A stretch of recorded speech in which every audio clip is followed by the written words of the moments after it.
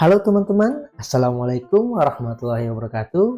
Saya Taufik dari Taro Academy dan ini merupakan pertemuan kedua kita dari series belajar dasar-dasar komputer. Dan di pertemuan kedua ini kita akan sama-sama belajar mengenai sistem komputer. Langsung saja kita bahas satu persatu. Yang pertama yang akan kita bahas mengenai definisi dari sistem komputer itu sendiri. Sistem komputer merupakan sebuah entitas yang terdiri dari 3 elemen utama, di mana 3 elemen utama ini biasa dinamakan dengan hardware atau perangkat keras, software atau perangkat lunak, dan juga firmware sebagai pengguna.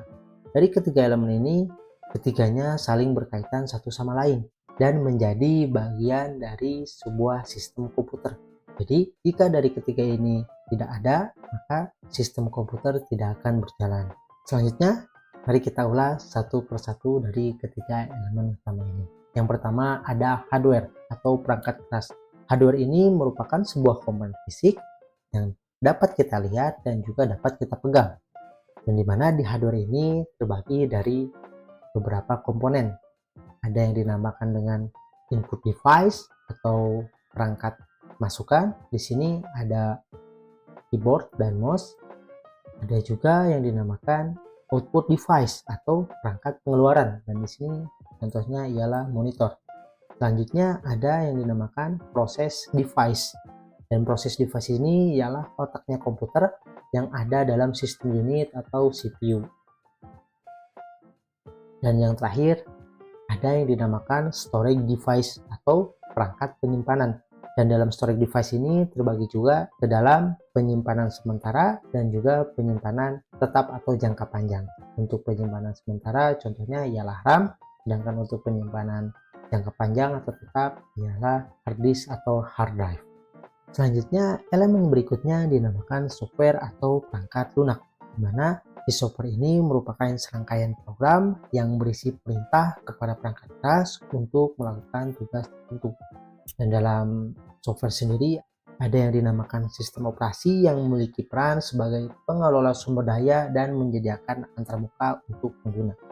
Selanjutnya ada aplikasi, dan aplikasi ini berupa program-program khusus yang memungkinkan pengguna melakukan tugas tertentu.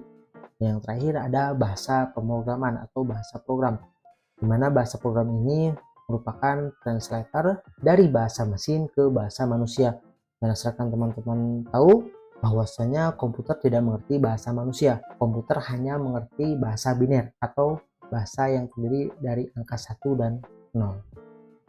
Dan yang terakhir ini elemen yang tidak kalah penting, yaitu elemen brainware atau biasa disebut dengan user atau pengguna. Dan brainware ini merupakan orang yang terlibat langsung dalam penggunaan komputer.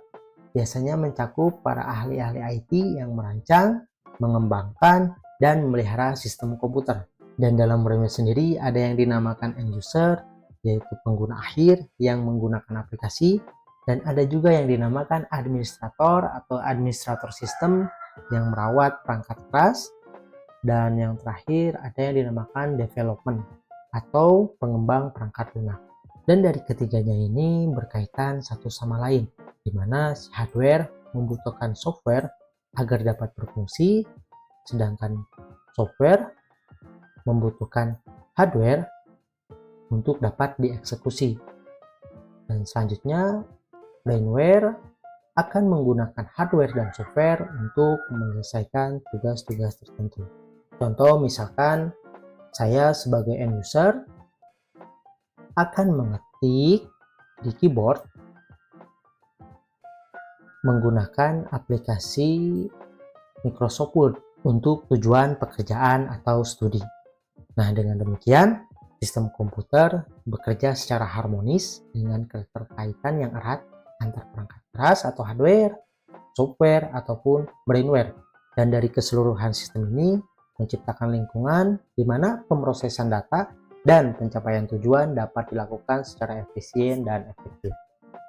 Oke, itu saja teman-teman video kali ini. Semoga video ini bermanfaat. Terima kasih. Wassalamualaikum warahmatullahi wabarakatuh.